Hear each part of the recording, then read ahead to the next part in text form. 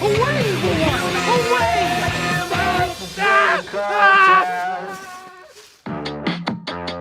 In his house in Relia, dead Cthulhu waits streaming. You ever played D&D before? No. What kind of character do you play?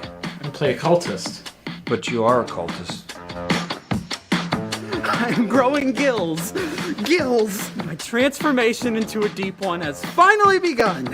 Father Dagon be praised. Rob, we don't see any gills. The coffee-drinking cultists who meet under the pavilion. I can bring them to you. Did you not bring them to me within 3 days? Then you're back on the menu. Got it? I'm Steve King, and I worship Nyarlathotep. It's the cultists of the Yellow King. We're being infiltrated. It's like Twilight, but with a fish.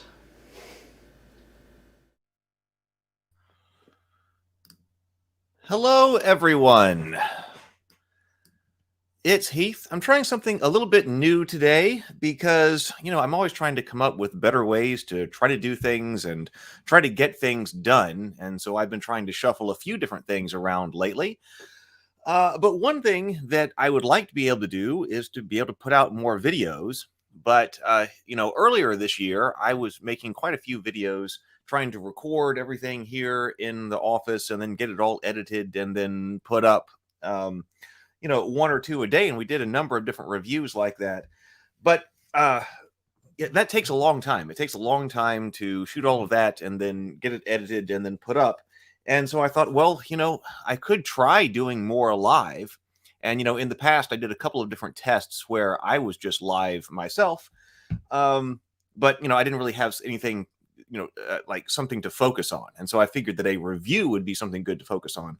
Because, I've done the different live streams where I interview somebody for Table Talk. And then also we did the panel discussions as well. And, the problem with those is they're a little bit difficult to coordinate because, you've got to coordinate, like for Table Talk, I had to come up with a different person every Tuesday and Thursday nights. And of course, that was great. Those discussions were very good and I really enjoyed them.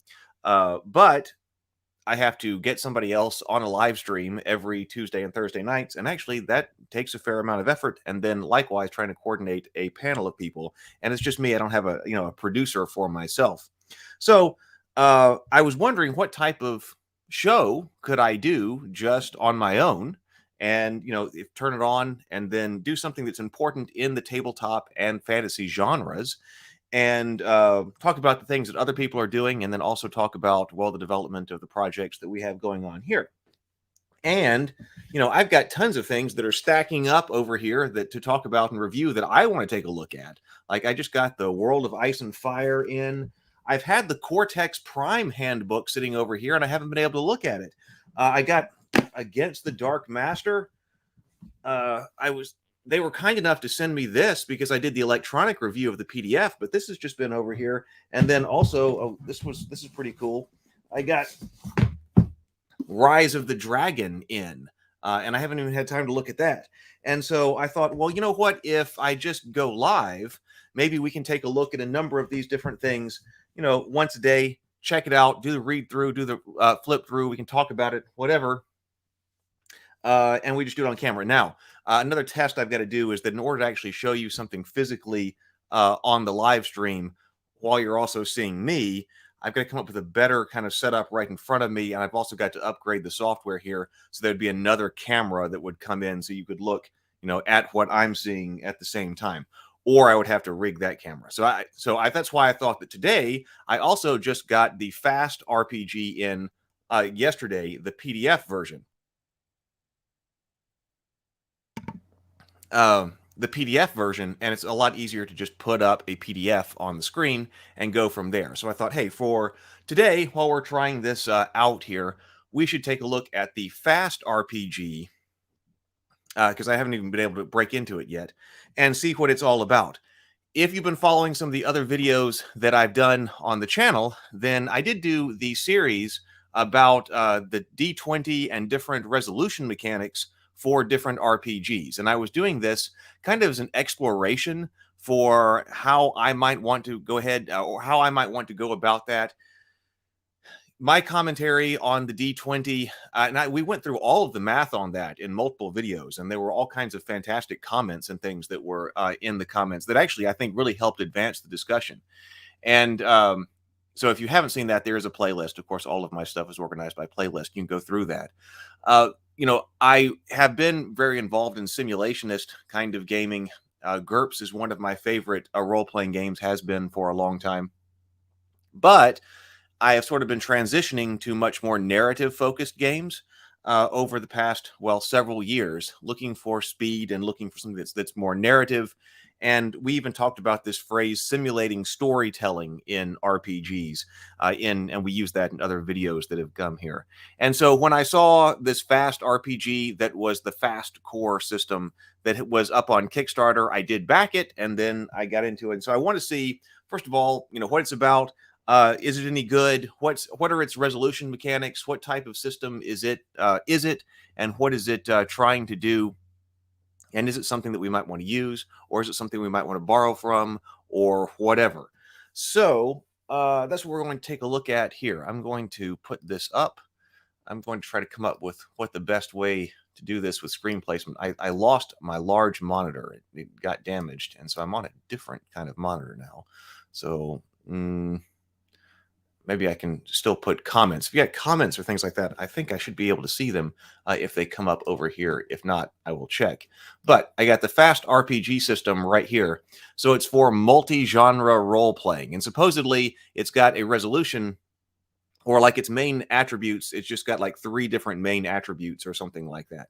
So definitely, I think, designed to be a light system. But other than that, I really don't know anything about it. I kind of backed it sight unseen on Kickstarter. Scott Taylor and Mark Tim. I did message Scott Taylor on Kickstarter and let him know that we were going to be doing this. Oh, I do notice this. He's got an extra 2 before he goes to print. I hope he has to remove that.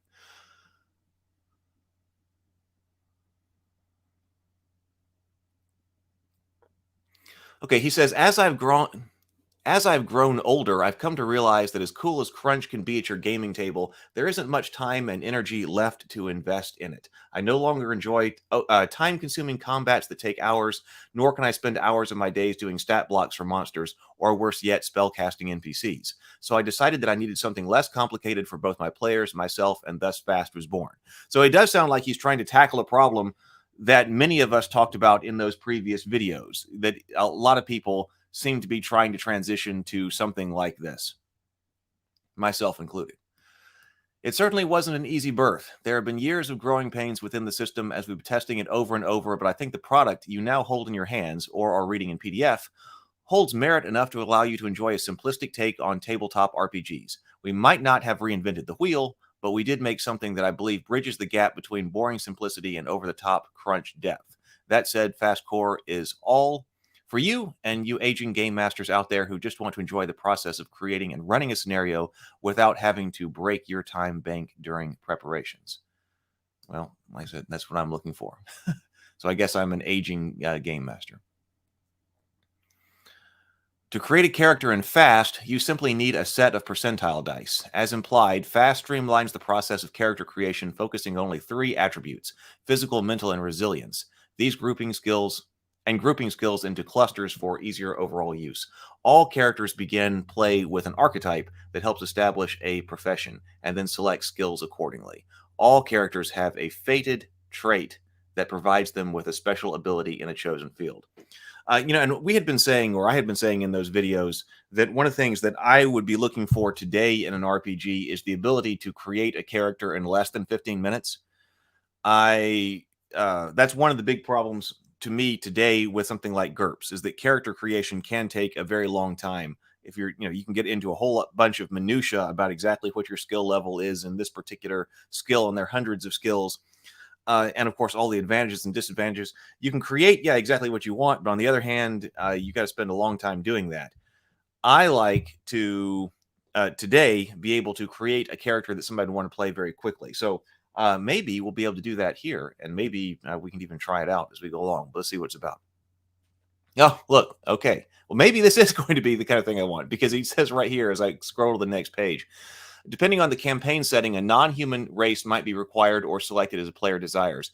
Equipment has been stripped to the basics, and after that, a character should be ready to play. Such creation shouldn't take more than 10 to 15 minutes. Well, exactly.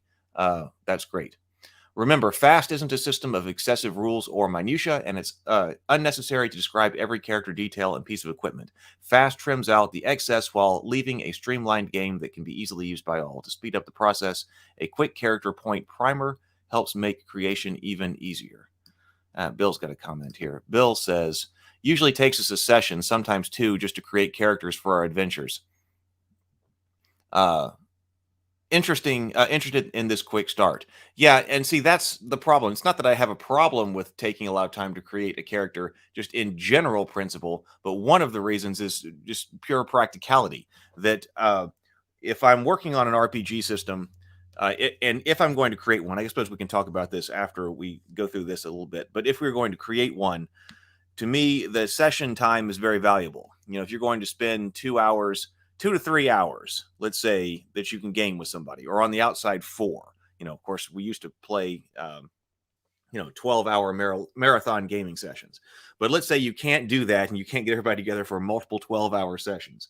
Let's say that you can get people together for 2 to 3 or at max 4 hours.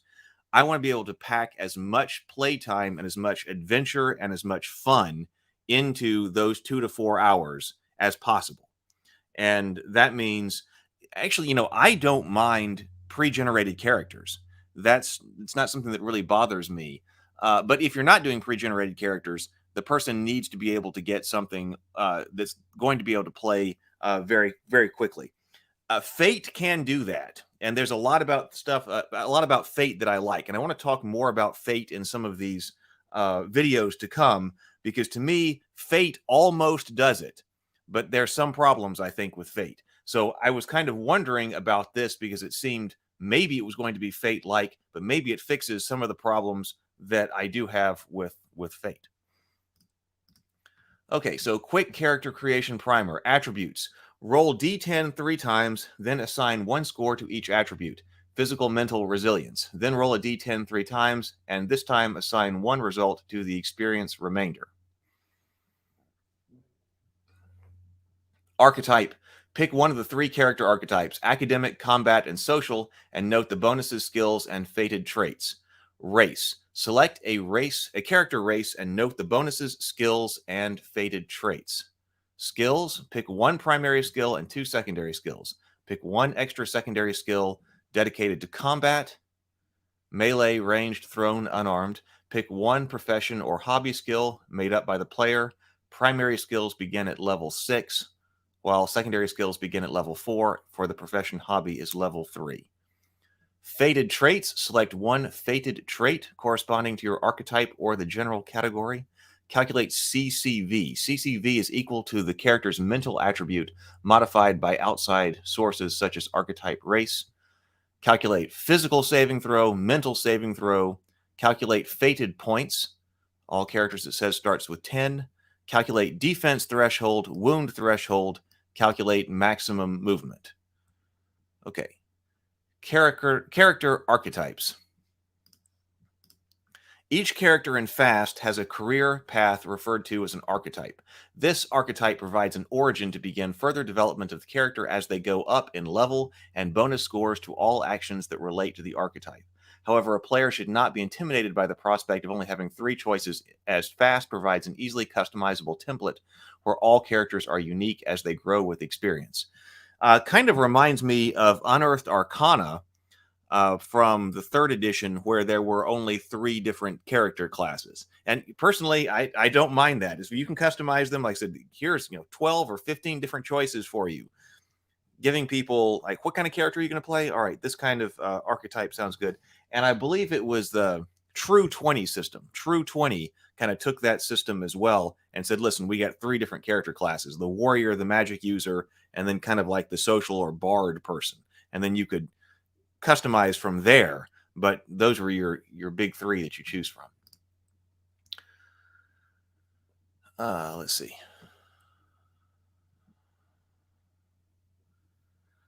There are 3 starting archetypes, and they are academic, combat, and social. Once chosen, this archetype is bound to the character forever. There is no rule for switching archetypes or dual archetypes allowed in Fast. While each archetype has its own set of bonuses, there are certain aspects that all share. They are as follows. Let's see here. 1 primary skill and 2 secondary skills. An extra dedicated secondary skill that must be combat related, so the character can at least be functional in an RPG type game. A fated trait, we still don't really know what that is. A professional skill or a hobby skill, and then play with 100 units of trade value, be that silver pieces, credits, dollars, because remember, this is multi-genre right here. So our example is Truman is creating a social archetype and wants to have his initial primary skill be a computer skill. However, knowing that he has 2 secondary skills plus a dedicated secondary skill in a form of combat, he decides to use one of his random secondary skills and add it to his dedicated secondary skill. He chooses Throne to make it a primary skill as well. This means Truman's character will start the game with 2 primary skills and 1 secondary skill, computer and Throne, and then our secondary skills yet to be decided. Oh, it's Daniel. Hey, Daniel. Daniel says, I'm curious if a rapid gen character has the same narrative longevity as one created traditionally. Inevitably, I'd assume it's up to the player, but really put the life into the character. I assume, but it's up to the character, the player, to really put the life into the character. And then he continues, but the creation process is typically where you really get the feel of the history of your character. Yeah, I can see that. See, I think that like with Fate, I could create Aragorn in like 10 or 15 minutes. If a character or a player wants to play somebody like Aragorn, well, we can create that really fast. And we would, could come up with a backstory and all of that. First of all, it wouldn't have to be level 1. Like trying to jump in and create a, level 20 character can be a big deal. But if you're saying I want to play Aragorn at the height of his power, as a ranger, well, you can just do that in Fate. So I'm hoping that it does have that. But also, my point was that if you're trying to pack as much energy into 2 to 4 hour sessions, you don't necessarily have to go for a whole campaign. If you spend a lot of time creating the character, then you may want to be sure that you're going to be playing this character for many, many game sessions. But you can't guarantee you're going to have those game sessions. So if you've got something that you can create in 15 minutes, and then you can play a really action-packed game over 2 to 4 hours, then hey, do that. And then you get another group together. Not everybody has to commit. They get together again, create a different kind of character, play a different type of person, and get into a new game. That's kind of my thinking.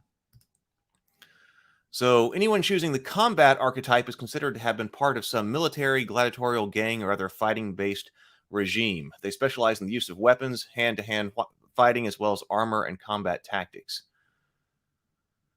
Should a combat archetype choose the casting skill, they would be considered a professional in line with a ranger or a paladin. The characters are considered frontline fighters and typically take the brunt of damage. So +5 remainder to all.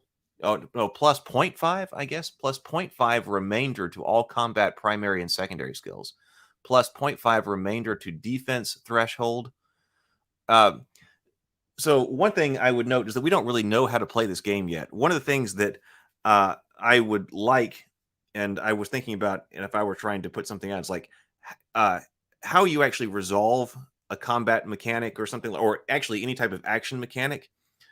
I want to be able to let people know that up front, because we're doing character creation. A lot of people start with character creation, but most of the time we don't know what all of these different things mean exactly. If I knew actually how to play the game and how to resolve an action, some of this stuff might be more meaningful at the moment. The character casting value is calculated at 1/4 standard value, but archetype gains an additional CCV at 3rd and 4th level. So we are having character levels here. Let's just go through here since we don't know a whole lot about what this means. So academic is our next type. And then here is social. So I guess this is like our bard and dancer girl here. character attribute stats. Okay, we know there are only 3 attributes. These are calculated by rolling a d10 and recording the result, and then rolling a second d10 and recording that as your experience remainder to be used when the character gains experience. See below.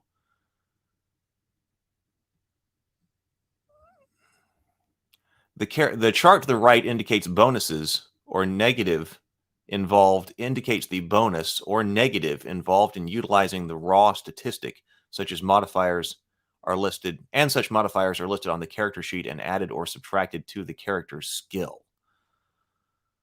Also, a GM can base all attributes at 5 and give the player 3 points to add anywhere they like, as well as still having the ability to add and subtract below. So what are they saying over here? So attribute modifiers table, like 9 to 10. Does that mean if the attribute is that level? Maybe? Oh, we do have an example here. Kim is rolling up a new character and rolls a d10 3 times, getting 3, 5, and 9. Deciding she wants to make a combat-oriented character, she assigns 9 to her character's physical. I mean, you could roll really low on all 3 of those dice. So I guess I was wondering that when it says roll. It doesn't say assign this number, and this number. It says roll.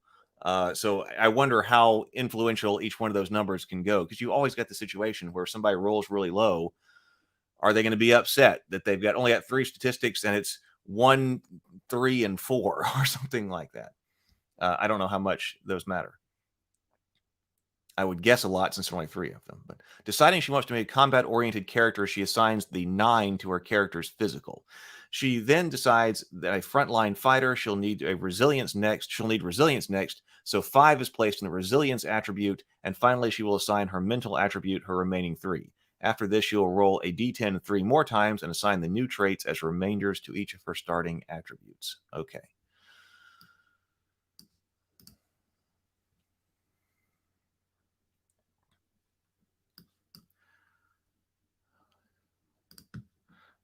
Bill chimes in on Daniel's point. I see your point, Daniel. I think the player, him or herself, is the most important aspect of the character. I've had a guy build a detailed character over a 3-hour period only to roleplay it horribly flat. So not only could you roleplay it horribly flat, but you could also build a character over 3 hours and have it die in 10 minutes.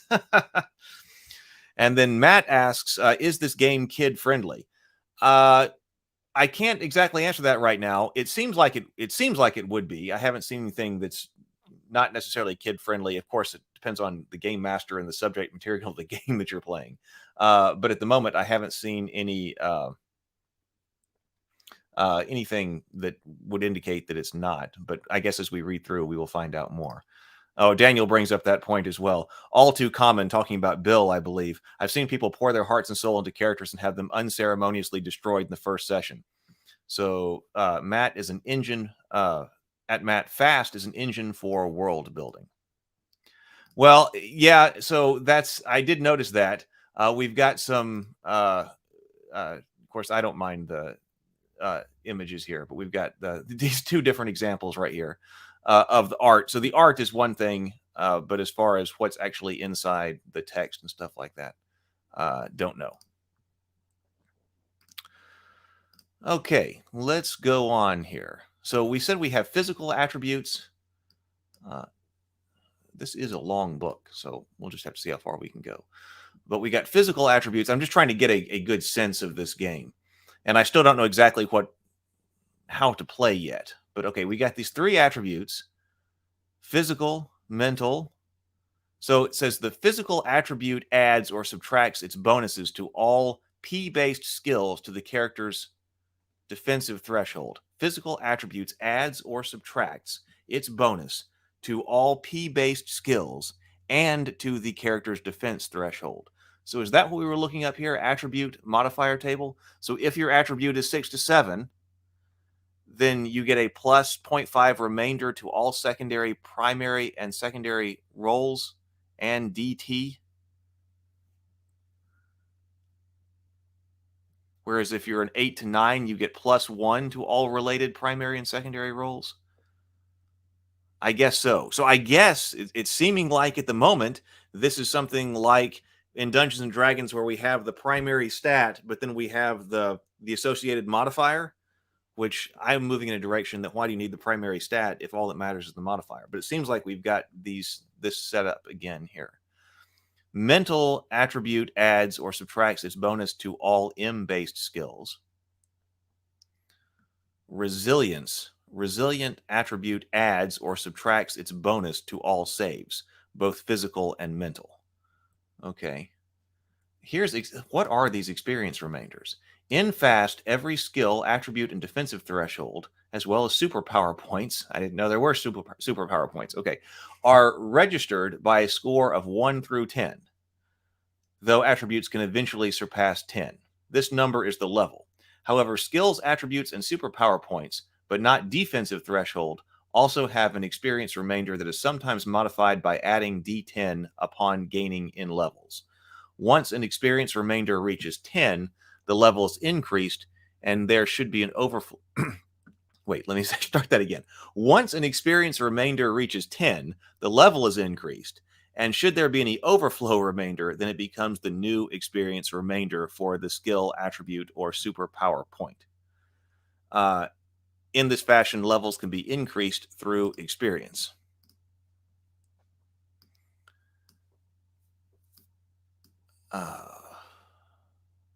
Okay. Naked attribute roles. Oh, is this something that you were talking about, Matt? We do have naked attribute roles here. Probably not something that's necessarily not kid friendly, but that's funny. When challenged to solve a puzzle mental or lift a heavy object physical, the character is allowed to roll against their full attribute value minus whatever penalties the game master sees fit to occur. Give me an example. Okay.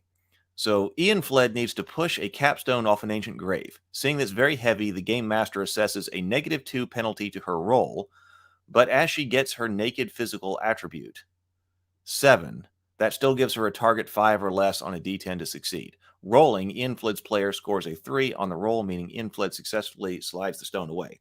Okay, so I guess that's our basic attribute resolution mechanic.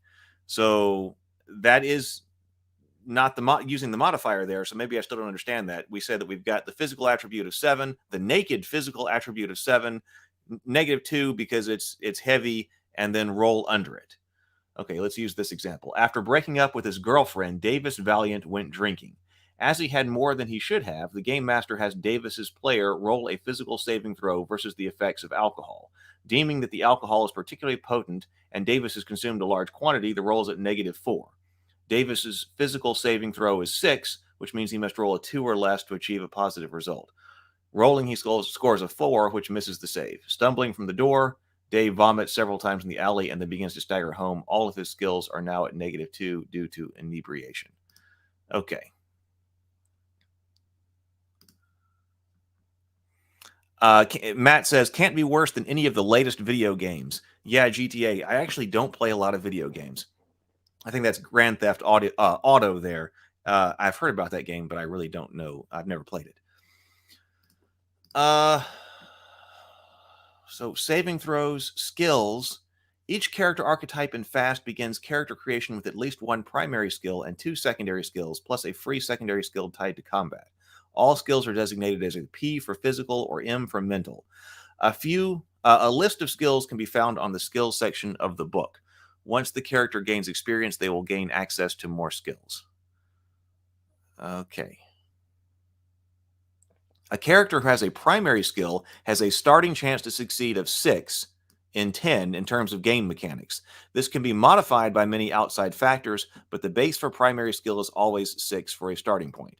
Now, actually, that's the kind of thing that I might prefer. Like, okay, so if we've got this categorization of primary skills and secondary skills, just saying if it's your primary skill, here's your skill level, here's your secondary skill level, that could certainly work because unlike GURPS where you're trying to cycle through and find, exactly what your skill level is with multiple, 20 different degrees of the skill, may be too much. Now, I was also thinking that maybe tertiary, you could go to tertiary and something I was thinking of, but primary, secondary, and tertiary.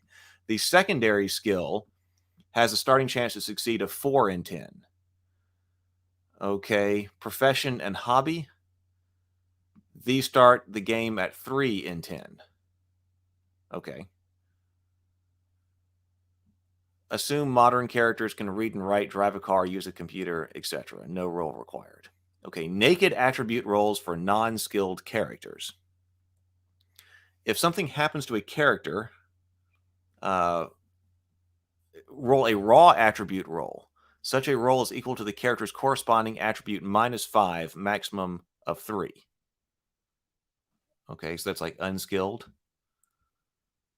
All primary skills are capped at 9, and all secondary skills are capped at 7 and can go no higher.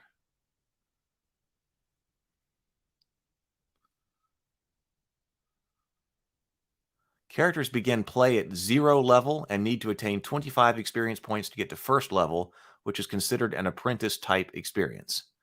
However, there are 2 other huge benchmark levels in the fast system, which allows the character to learn and utilize more experienced fated traits, spells, martial arts, and superpowers.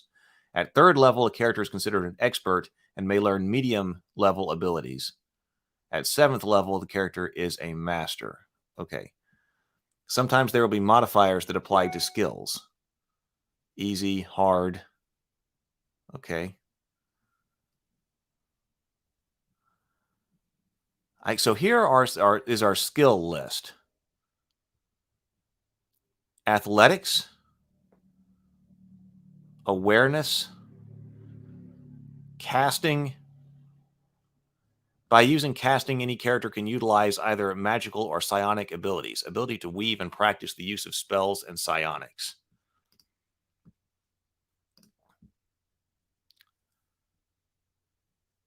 Driving, criminal skills, governance, influence, healing, melee weapons, military, performance, ranged weapons, riding, stealth, throw, survival. Okay, hobby skills. So I guess either of those could be primary or secondary. I bet that was the case. Let's see here.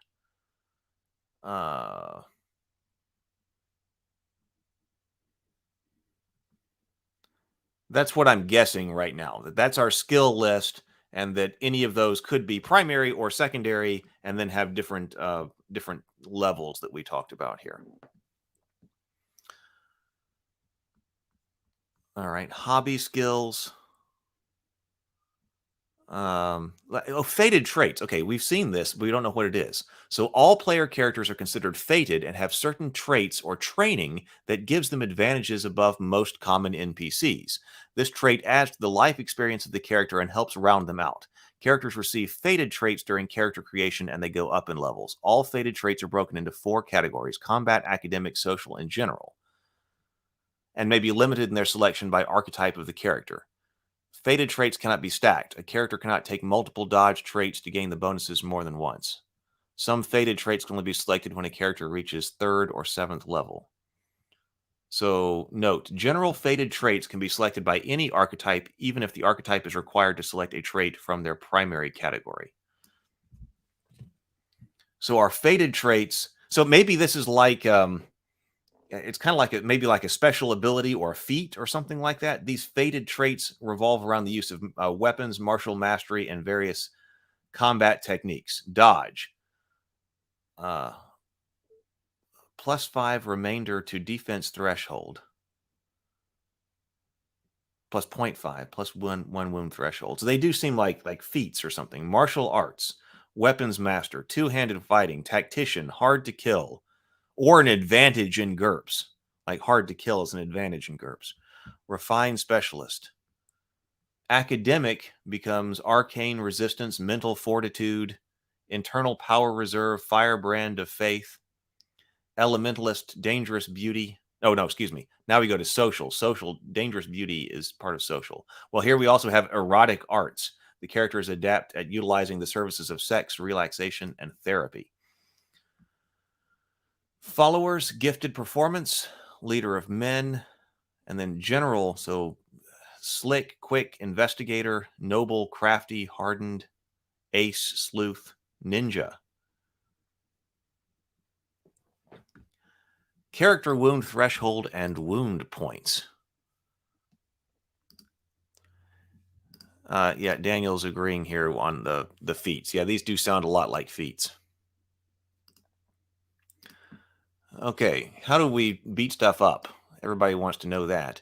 Each character has a threshold of damage that they can take before sustaining a wound. This threshold is calculated by taking the raw physical plus mental plus resistance attributes and dividing them by 3. The average number is the character's wound threshold, meaning until they take that number or take more than that number in a single attack, they are considered unwounded.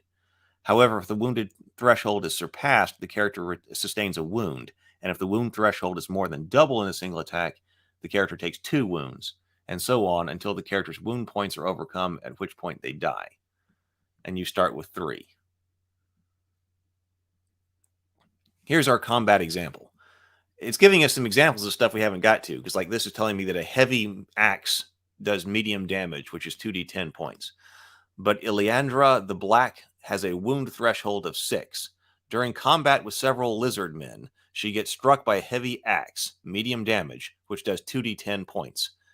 The lizard man scores 14 points of damage from the strike, which exceeds her wound threshold by more than 2 times, 7 being the first wound, as you must exceed her wound threshold, and 13 being a second wound, as you add her 6 wound threshold to the starting point of 7, thus causing her 2 wounds of damage. So, yeah, just getting to 6 doesn't help you. You got to get to 7. Okay, but then once you get to 7, it's 6 more. Had she sustained only 12 points in the hit, she would only taken 1 wound because 13 points of damage on a single hit is required to do 2 wounds against her. You only have to exceed the first wound threshold to cause damage, and all other wounds for that hit are calculated at the exact rate of the wound threshold. Okay. That sounds like, I bet, something that people are going to forget. But it might make sense, because if you're 6, then you've got to get to 7. But then you've only got to get to 13 to do the next one.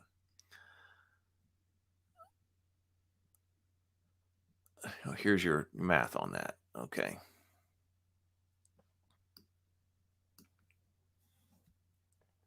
Typical race builds. Okay, so elf, dwarf, halfling, half-orc, some of our standard fantasy stuff. Beautiful alien, tough alien, crafty alien.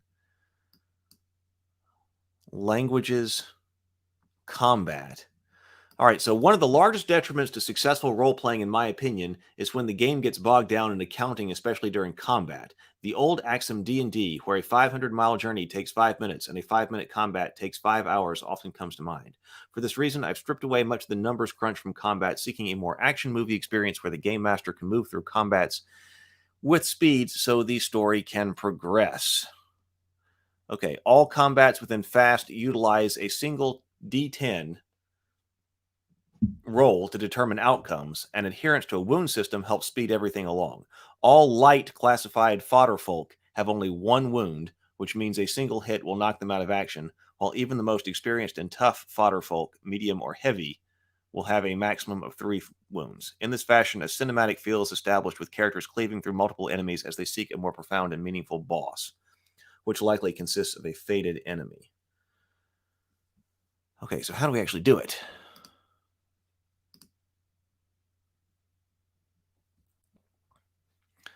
Okay, initiative. Determining who goes first in combat is determined by a D10, with the highest result going first. If there is a tie, the character with higher raw physical attribute goes first. Modified by, it looks like, some of the fated traits. Attacking. This roll is modified by a character's various abilities and enemy's defensive threshold unless attacking light fodder folk. It didn't really describe what that is, but I guess that's like a mook. I thought that was like a species or something as I was reading through here, but I guess that's like a mook bad guy. And we got light, medium, and heavy mook bad guys. When combat begins, the attacking character should have a predetermined max to hit number based on the character's skill they are using, as well as outside modifiers, stat bonuses, archetype bonuses, and situational advantages. Still, that max to hit will never be higher than 9, and even with magical modifiers, it still caps at 9. This max to hit is then compared to the defense threshold of the enemy, with the defense threshold being subtracted from the max to hit. This determines the true target number of the attack that is needed on the 10.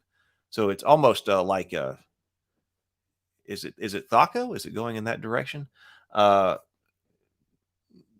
No. Thaco would still be reversed, but it's similar to that. So max to hit would be like your Thaco, and then this time you're subtracting the defense threshold.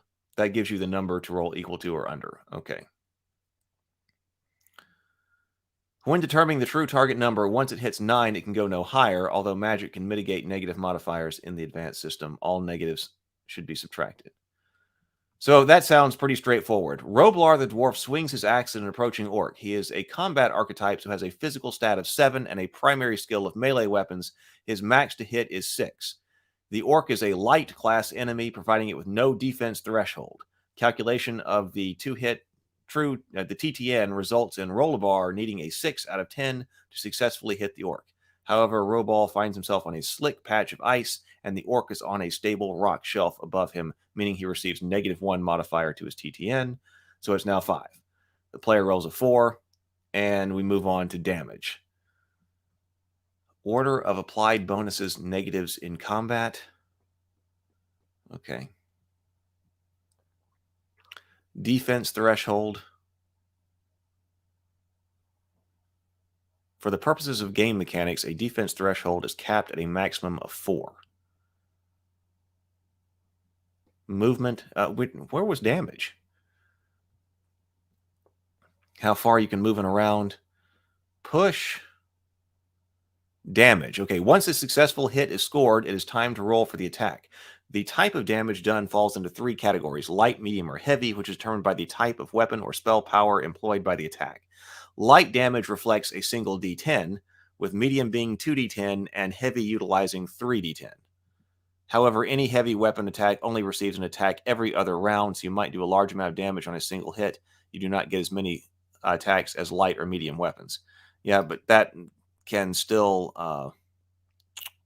you can still roll really low with that heavy weapon. Let's see what Daniel has to say here. I think he's talking about initiative here. Yeah, highest roll goes first, and initiative feels weird when all of the rolls seem to revolve around rolling under a target number. Yeah, that's true. So everyone rolls. So first of all, it's very random. Everybody just roll and then see who goes first based on the highest roll. Everything else is under. And I talked about that in some of the stuff, other videos where I talked about combat resolution or just actually action resolution, that you want to try to make things like that consistent, just to remember them. You don't have to go and check different things. Oh, wait, was this a higher or lower? Everything else seems to be lower. This one is higher. So, yeah.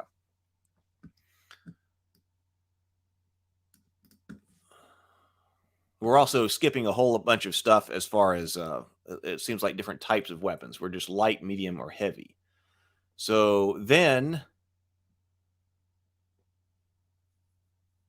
this is how many wounds you've got.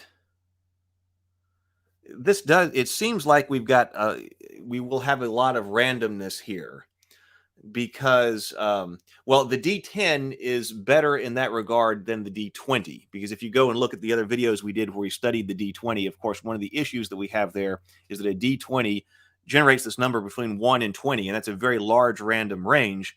And then if you've got characters who have a +1, a +2, or a +3, something like that, a +4, the amount of time that bonus is actually affecting the success of the roll is a lot less than just the random generation.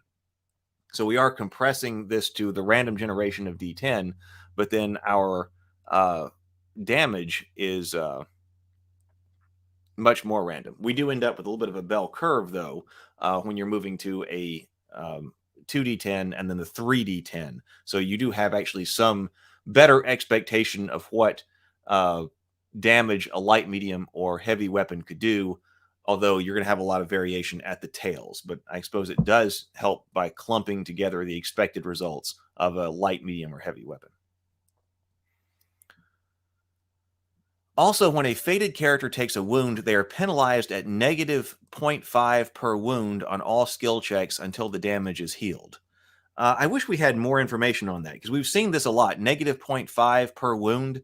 So I guess, so even though if that just means subtract a half, a -0.5, then we are, constricting our random number generation from 1 to 20 to 1 to 10, But on the other hand, now we are tracking negatives at negative halves. So that would be like a +1 or a +2 on the D20, but we're rolling D10, but we are still concerned with things that are at, was that a 5% chance? 5% differences where we're at negative halves. That seems like a lot.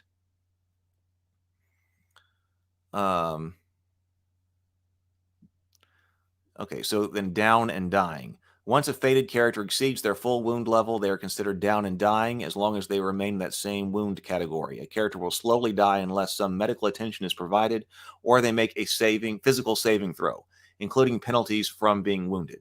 A character can last a number of rounds equal to their physical saving throw before they die. Fodder folk and monsters are not provided with this ability to survive.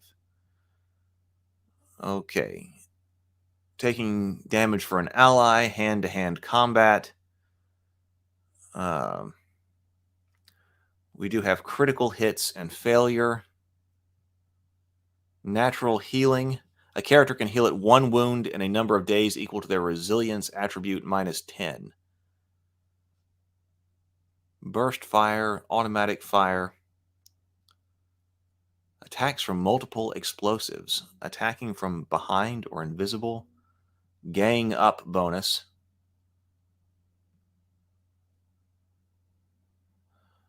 Vehicles and mounted combat. I just kind of want to see what else it talks about because we've kind of been at this for an initial kind of go through.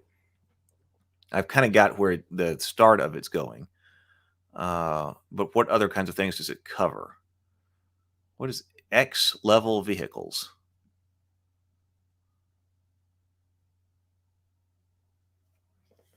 I'm not sure what that means. Magic and psionics. So, okay, character casting value. We did talk about that, or we'd seen that. We had talked about that. Listed in Chapter 1, each archetype has an inherent amount of Each archetype has an inherent amount of magical energy, referred to as the character's casting value. While even the academic archetype will have the most, even the combat archetype can still cast some spells. The character's natural CCV is the number of CCV the character possesses before it is modified by outside forces, such as magical items.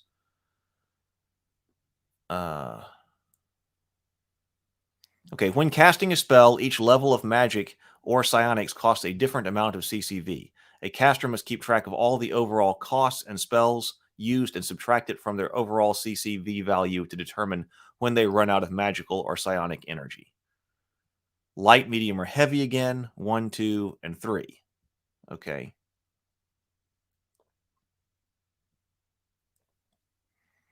Damage spells can be anything the caster wants them to be. So this very free form here. Let's see. Within both magic and psionics, there is a quad system of power schematics that consists of 4 categories from which the sorcerer or psionic character can manifest their power. These 4 categories are damage, healing, and wards, and summoning. Damage, healing, and wards, summoning, and enchantment charm. So the different kinds of effects, I suppose, you can make. Okay, solo strike spells, solo healing spells, defensive threshold ward. Now, I do kind of like this potentially because going through and creating all these different kinds of spells, takes a lot. And then, of course, the Dungeons and Dragons book is taken up in no small part just by a whole bunch of different kinds of spells. So kind of grouping them in a game like this and saying, okay, these are solo strike spells. I can see that working. That can be an ice ball, a fireball, whatever. Item enchantment, berserker, casting spells.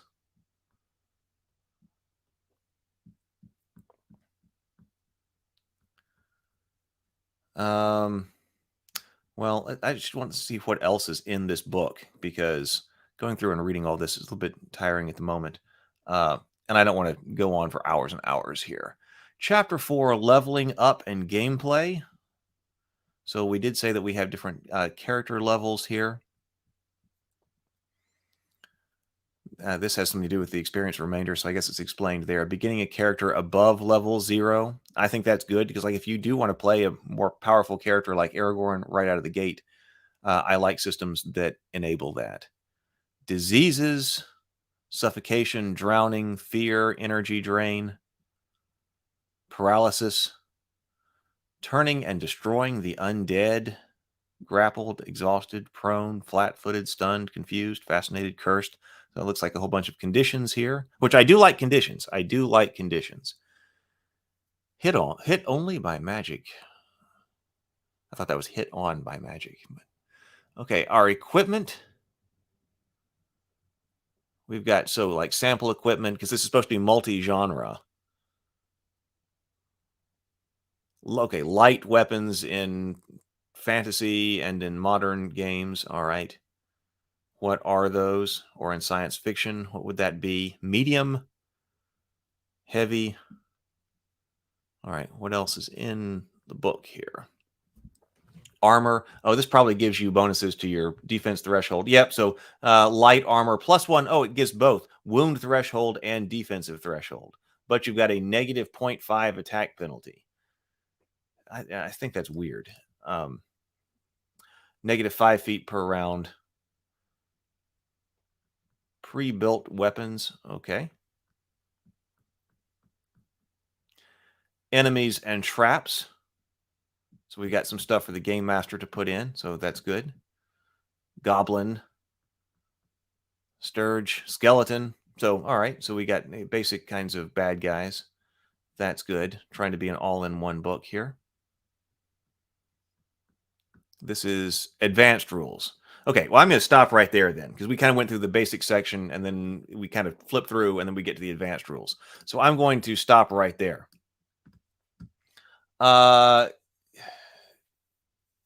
Daniel says, let me bring the, excuse me, take this book down. All right, here I am. Daniel says, damage seems massive. Player wound pool being generated off of 3d10 divided by 3, and then taking a hit from something that does 2d10 damage seems brutal. Perhaps I misheard something. Yeah, so there was something that was the average that created your wound threshold. And then, but you've got 3 wounds. So you got to exceed the wound threshold, and then you start taking wounds and you get 3 of them. Bill asks, can you throw up a link where the book can be purchased at the end? Definitely has my interest. I don't actually know where it can be purchased at the moment, but what I can do is I can go over here to Kickstarter, and this has the Fast RPG. See if I can find it.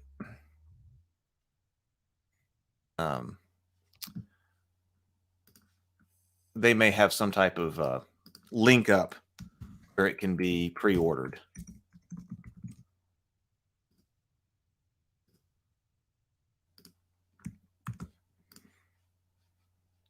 Okay, dropping that link in the comments right there. That is the Kickstarter right there.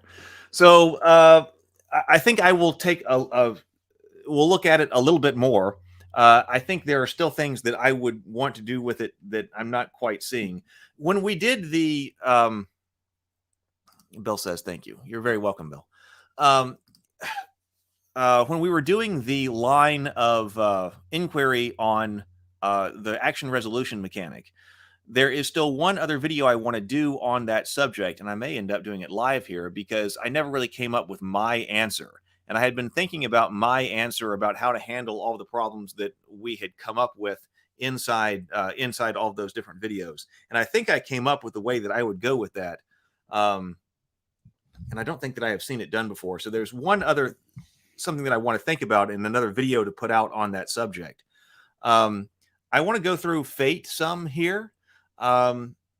Because I'm going to have to make a call very soon about whether I use an existing system or if I try to create a new system for the worlds I want to do. And this has been going on quite a while. But what I'm going to have to do, I've discovered like this week, is that I'm really going to have to separate my writing time from story writing and then RPG writing, because I had kind of just been lumping all of my writing time together. And lately, for the last well, I mean, kind of last year, but certainly last 6 or 8 months, all of that writing time has gone to stories. And then when I was sending out those stories for someone to review and give me some feedback on, they need a lot of work. So I've been working a lot on writing stories, but that means that the RPG stuff hasn't gotten written. So I'm going to try to make time every day for the stories that have got to be written in these worlds, but then also for the RPG stuff. But if there's going to be a new kind of system, then I need to work on that, and I need to work on that soon. So I would think we should do that too. Maybe we can take a look at like an action resolution mechanic here on a live stream and kind of discuss that. Excuse me, because that's where I would start. I would start off with saying, all right, how do you play this game? And like Daniel was talking about, we want to standardize that as much as possible across all the different kinds of things you can do, because that's going to be how you would play the game.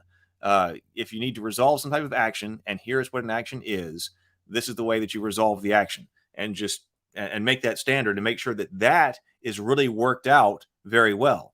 And that's why I don't even think you start with character creation. You start with how do you resolve any type of action the character is going to take, because the game is going to revolve around, this is the state of the world as the game master describes it to you.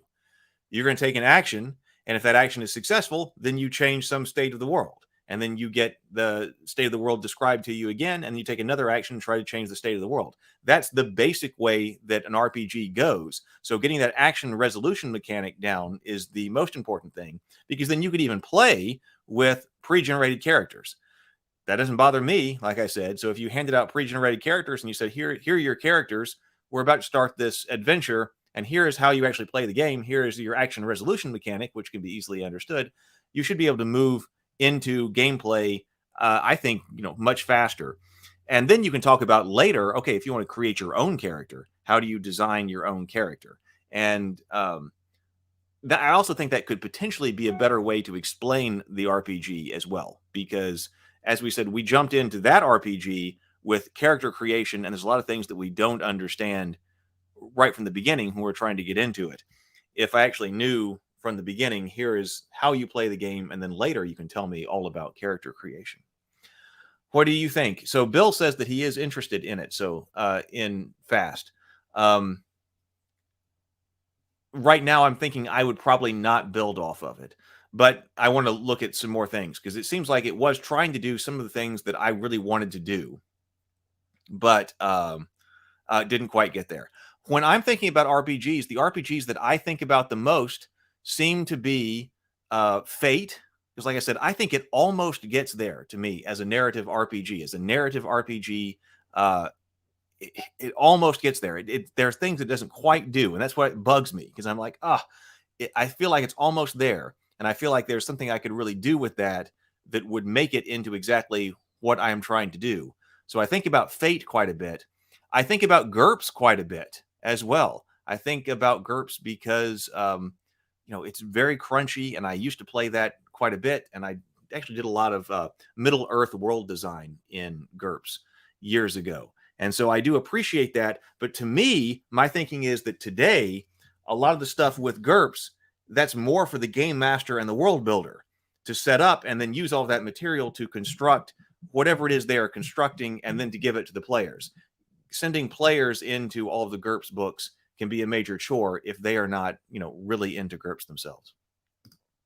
All right, well, we have been at this for about an hour, and I don't really want to go longer than that. So this was kind of an experiment in doing some type of review and doing it as a live stream. And, I really appreciated the comments and things like that, because those energize me. A major purpose of doing the live streams would be they're interactive. Of course, I always, read and respond to YouTube comments anyway, but, we can do that in real time if we're doing a live stream like this. So this is an interesting experiment. I think I will try some more experiments with this in the morning. Also, it's an important thing for me, because once people are talking and things like that in the chat, it energizes me. And so traditionally, or over the past few months, I have been doing the live streams in the evenings, which means that I get a lot of energy from them when people are chatting and I'm having a conversation with somebody and so forth. But then that makes that influx of energy comes late at night. And so I would prefer for that influx of energy to come earlier in the morning for me, so I can go off and actually do more writing and do more work and creating stuff. So more live streaming tonight. The Cultist episode 4 is going to be live tonight at 7:30 p.m. Please be here for that. And there's also a link on the YouTube channel for the playlist for The Cultist. If you haven't seen The Cultist yet, each episode's about 7 minutes long. So you can go through, you can catch up on this season, 3 episodes. Episode 4 is tonight at 7:30. And then we will have a live after party where I will give away a box of Enchantress. This is my board game of A World of Magic, a game of skill, wizardly spellcasting, and combat. I'm going to give away one of these on the live stream tonight that will take place after the premiere of The Cultists episode 4, and then we'll do a live after party. Brianna is going to be there tonight, and so is Dax Rocker, who plays Rob. So it'd be a lot of fun. Daniel, thank you for being here. Always interested in touching on game development and fresh systems. Thanks for the taste of fast. You are very welcome.